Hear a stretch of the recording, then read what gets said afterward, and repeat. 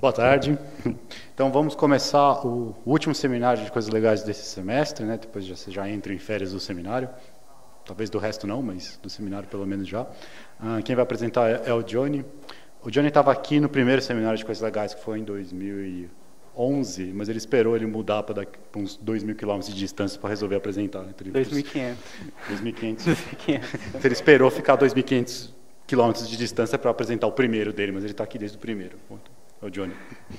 Bom, boa tarde a todos. Eu não vou falar sobre topologia, desculpa. Muito menos sobre jogos também. Deve estar cansado disso também, né?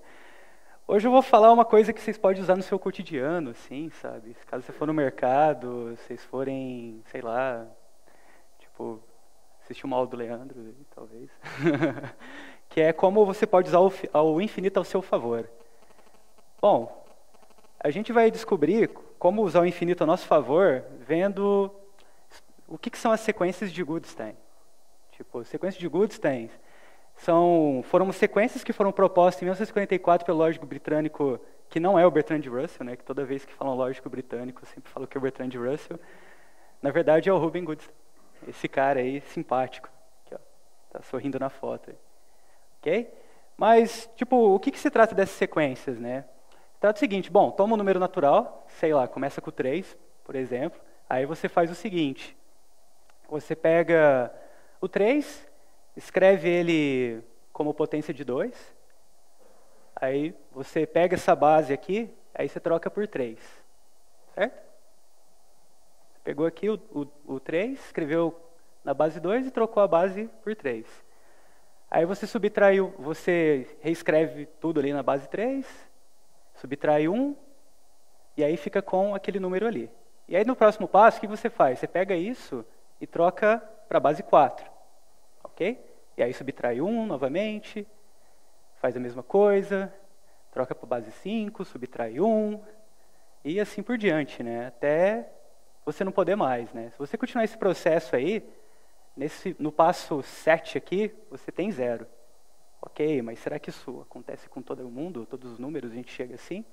Bom, se ao invés do 3 a gente pegar o número 8, o que acontece? Se a gente pegar o número 8, faz a mesma coisa, né? Escreve ele como potência de 2, né?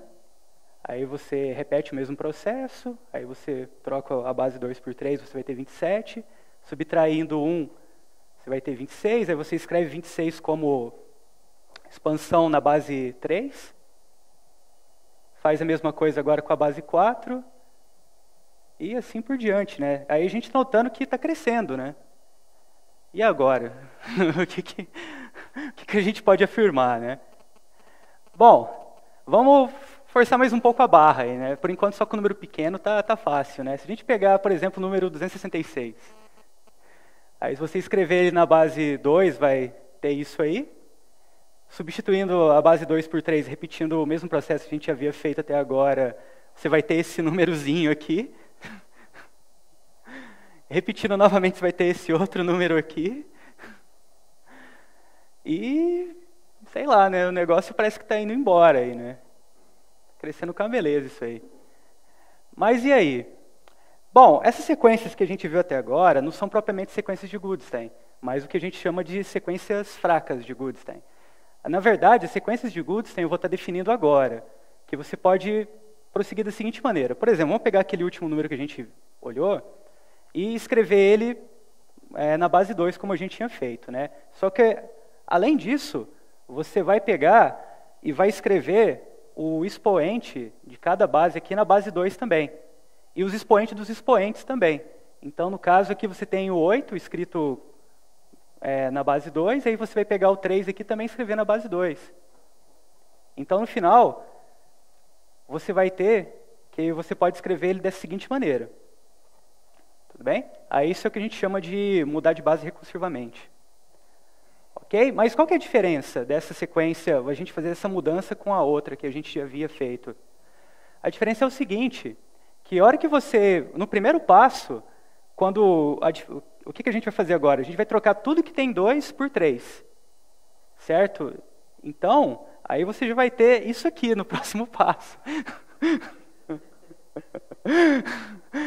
E no próximo você vai ter isso aqui. E sei lá, né? Tipo, cresce assustadoramente mais rápido.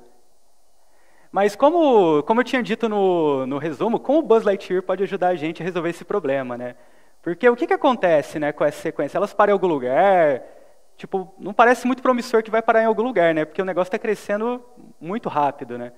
Bom, o Buzz Lightyear vai nos ajudar indo para o infinito e além. Como? Bom, para estar indo ao infinito e além, eu vou estar falando um pouco sobre números ordinais e como eles, que são objetos que têm o infinito ali, e vamos aprender como é que eles podem estar ajudando a gente nesse contexto. Então, ok. Bom, intuitivamente, os números ordinais são usados para indicar a posição de uma lista, né? Que aí, no caso, você pega os personagens aí do Toy Story, começa com o Woody, depois da Jessie e tal, e vai enumerando todos eles, né? Nesse caso, como a gente tem uma quantidade finita, tipo, os naturais dá conta do recado, né? Mas e se incluíssemos os marcianos nessa lista, né? Que todo mundo sabe que os marcianos são infinitos, né?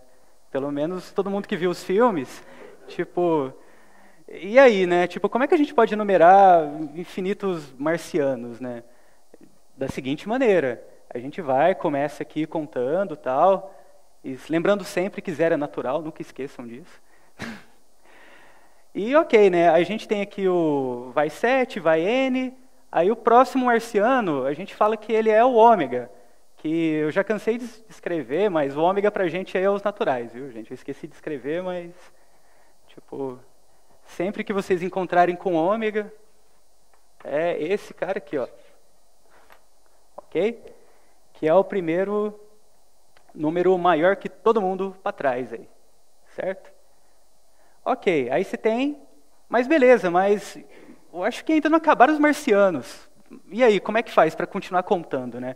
Bom, aí o Buzz Lightyear está aí em cima aí dando uma passeada aí e tal, aí você tem o que a gente chama de ômega mais 1, que é o próximo cara da lista, né? Mas o que é esse ômega mais 1? Bom, mais especificamente, você pode estar definindo a soma de ordinais como uma justaposição mesmo, né, de ordinais, e pegando a ordem lexicográfica ali. Que, por exemplo, o ômega mais 1, você pega tipo, todo mundo que é menor que ômega e bota um ponto final ali. Certo? Então, aí você pode escrever dessa maneira, né? Tipo, o que tem ômega, você deixa a primeira coordenada 0 e tal, aí a próxima você tem a primeira coordenada 1. É como se estivesse colocando um ponto final mesmo, né? Certo? E tem uma propriedade bem interessante que a soma ela não é comutativa, porque o 1 mais ômega ele é bem diferente do ômega mais 1, porque o 1 mais ômega, seguindo aquele raciocínio, é como se você colocasse um ponto, ao invés de final, um ponto inicial. E aí você tem que, começa aqui o seu 1 e daqui para frente é o ômega, né? E aí você pode fazer uma correspondência aí com os naturais. Então, 1 mais ômega é ômega, que é diferente do ômega mais 1. Certo? Ok. Muito bem, mas aí beleza. E o próximo marciano, como é que seria? Seria o ômega mais 2, né? E o ômega mais 2, repetindo o mesmo raciocínio, né? Ao invés de você ter um ponto final, você tem 2 agora. Ok? E vai embora, né? Aí você tem o ômega mais n, ômega mais ômega, que ali eu coloquei um ômega vezes 2, que o que significa aquele ômega vezes 2 também, né? Que aí, no caso, o ômega mais ômega, o que é? O primeiro ordinal, que é maior que todos os ômegas mais n. Que a gente pode ver um pouco melhor da seguinte maneira. Assim como a gente definiu a adição de ordinal, a gente pode definir também a multiplicação. Que lá a gente meio que pegou uma união disjunta, né, tal. Aqui a gente pode pegar mesmo o produto cartesiano e colocar como ordem lexicográfica. No caso aqui, quando você tiver ômega mais ômega, você vai ter ômega, aí depois você vai ter outro ômega assim. Certo?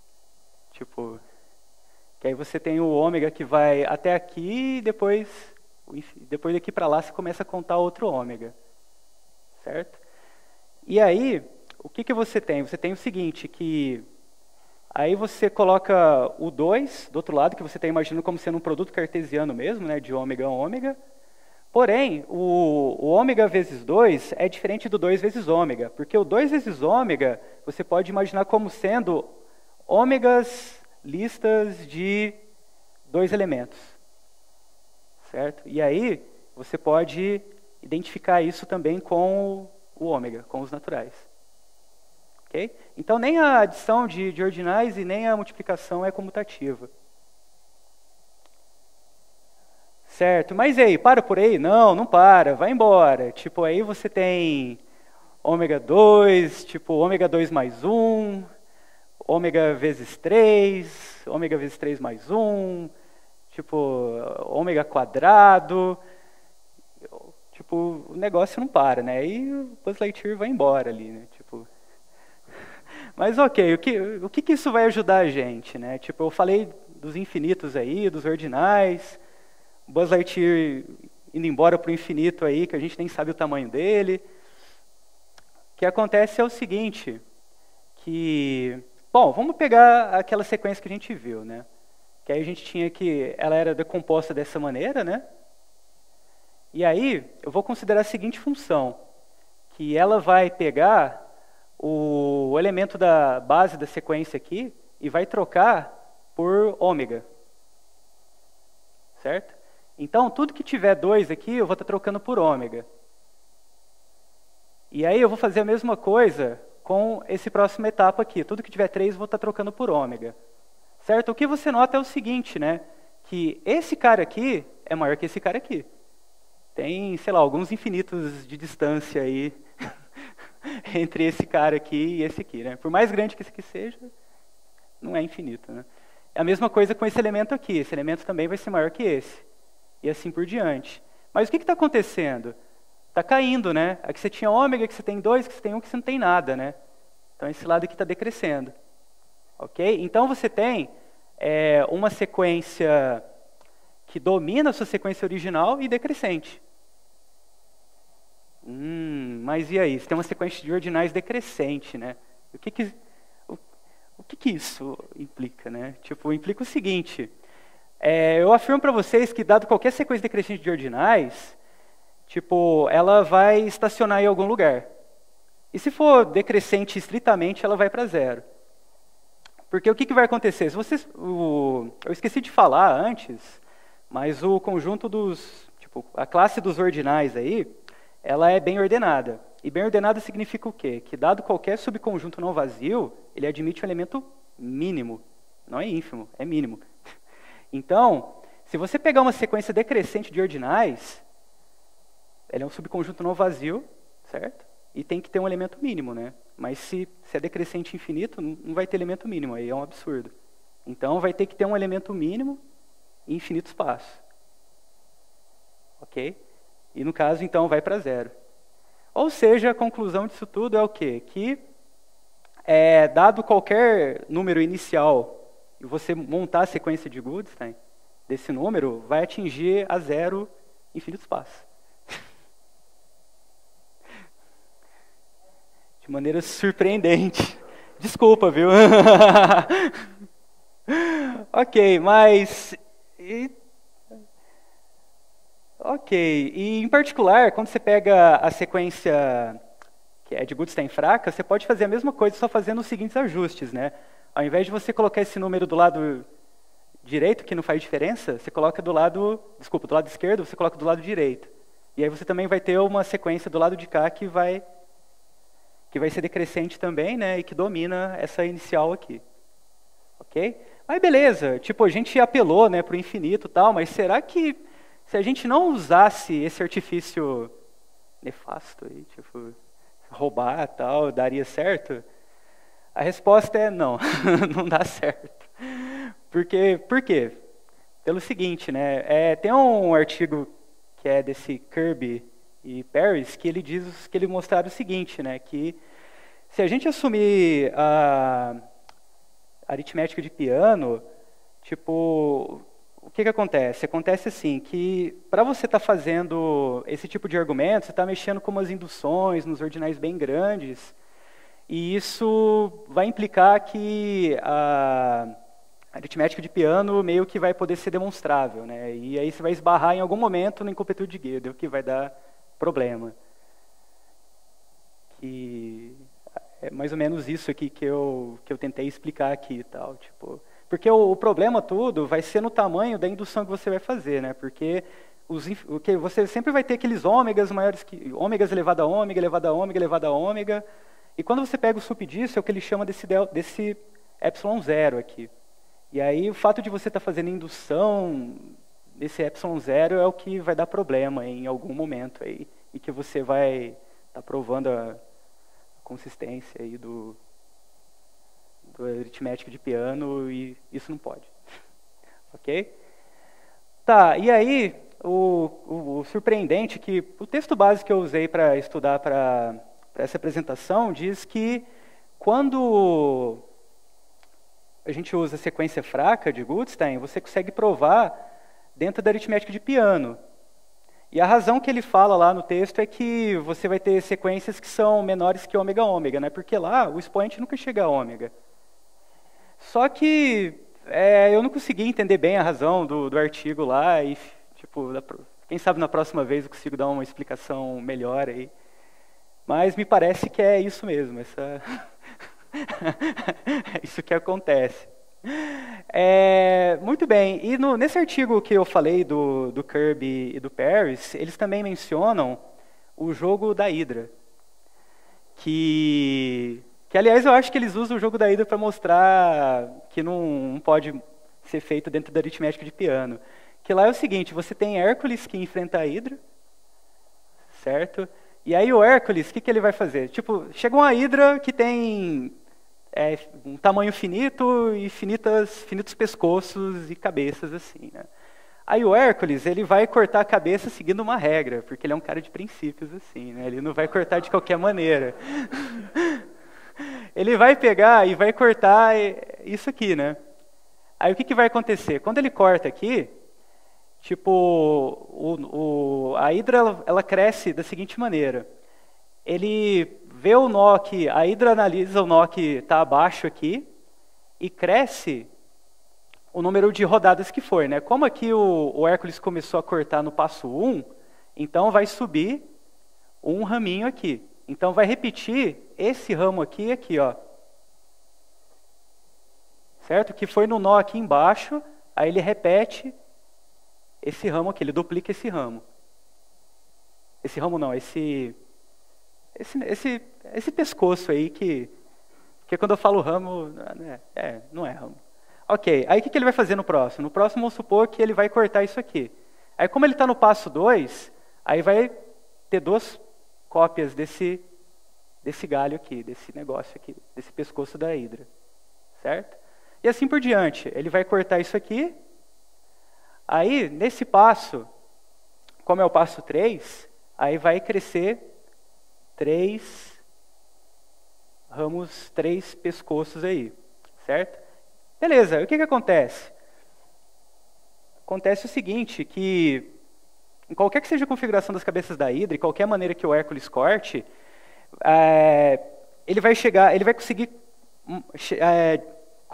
cortar todas as cabeças, todos os pescoços aí da Hydra e num passo finito, sabe? E o motivo é bem parecido com a sequência de Goodstein, porque, beleza, né? As cabeças, a Hydra ela cresce, só que ela cresce de maneira aberta, assim. Então vai chegar um certo momento que, assim como acontece com a sequência de Goodstein, ela vai começar a descer também. Tipo, mas pode ser num passo muito longo, assim, como a gente viu que aconteceu com as sequências. Legal, né? Ok, aí, bom, aqui são as referências, né? Aqui foi o texto base que eu usei, que é um blog bem legal, que eles traduziram um artigo que fala sobre, que divulga, né, a sequência de Goodstein, fala de todos os resultados. Aqui é o artigo do Goodstein, onde apareceu a primeira vez aí a sequência, né? Aqui é o artigo do Kirby, né, que mostra esse método aí usando os ordinais e o porquê que não funciona na aritmética de piano. Esse artigo aqui do Cichon foi o artigo que ainda faltou maturidade para eu estar entendendo porque vale para sequência fraca na aritmética de Peano. E essas três referências aqui tipo, são muito boas assim, para você estar aprendendo um pouco sobre os ordinais. Então, inclusive aqui no material aqui do curso de aplicação de teoria de conjuntos do professor Leandro, tem o exercício lá sobre os ordinais também, que é bem interessante também. Ok? Aí é isso, gente. Muito obrigado. Espero que sirvam na vida de vocês aí. Façam na casa de vocês.